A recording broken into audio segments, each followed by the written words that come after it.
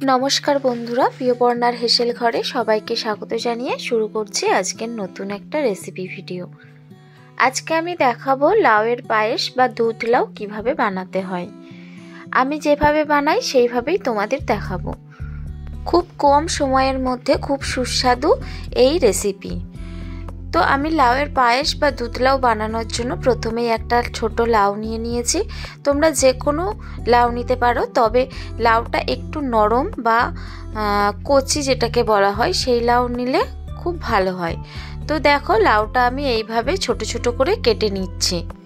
আপনারা চাইলে কাটারে করেও ছিলে নিতে পারেন, সেখানে যদি লাউটা খুব শক্ত হয় তখনই, নইলে যদি নরম হয় তাহলে এরকম ছোট করে কেটে নিতে পারেন।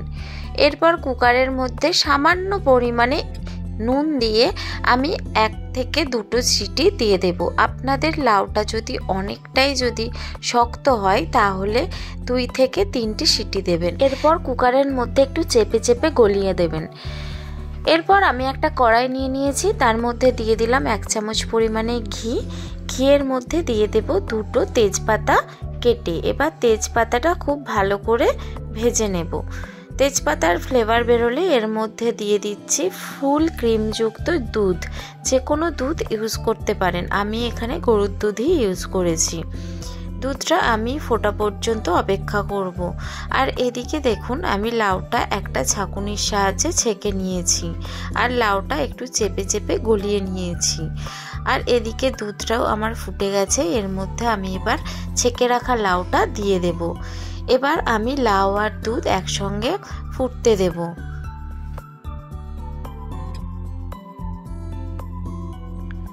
লাউয়ের সাথে দুধটাকে খুব ভালো করে মিশিয়ে নিতে হবে, বারবার একটু করে নাড়িয়ে চাড়িয়ে দিতে হবে।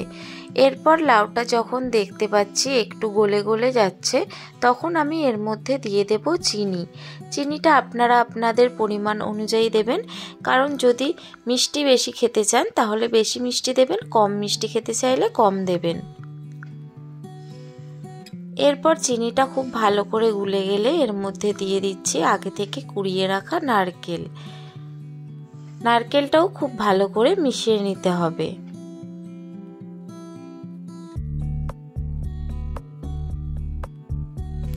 নারকেল মেশানো হয়ে গেলে এর মধ্যে আমি দিয়ে দেব 2 চামচ পরিমাণ চালের গুঁড়ি।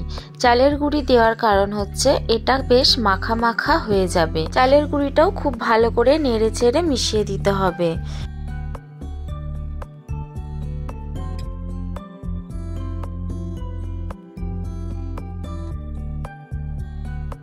চালের গুঁড়িটা খুব ভালো করে মিশিয়ে দেওয়ার পর এরপরে দিয়ে দিচ্ছি আমি কয়েকটা কাজু বাদাম আর কিশমিশ জলে ভিজিয়ে রেখেছিলাম, সেইগুলি দিয়ে দিলাম। আর দিয়ে দিচ্ছি 2 চামচ পরিমাণ গুঁড়ো দুধ। এবার আবারও খুব ভালো করে নেড়েচেড়ে দিতে হবে। আর এরপর দেখুন আমার লাউয়ের পায়েসটা কত সুন্দর মাখা মাখা চলে এসেছে। আর এই পর্যায়ে আমি 3টে এলাচ ফাটিয়ে এর মধ্যে দিয়ে দেব, যাতে ফ্লেভারটা ভালো আসে। আর সবশেষে দিয়ে দেব কিছুটা পরিমাণ ঘি। ব্যাস, একদম রেডি হয়ে যাবে লাউয়ের পায়েস বা লাউ দুধ। এই রেসিপিটা গরম গরম খেতে ভালো লাগে না, এটা যত ঠান্ডা হবে ততটাই খেতে ভালো লাগে। তো চেষ্টা করবেন ঠান্ডা ঠান্ডা পরিবেশন করার।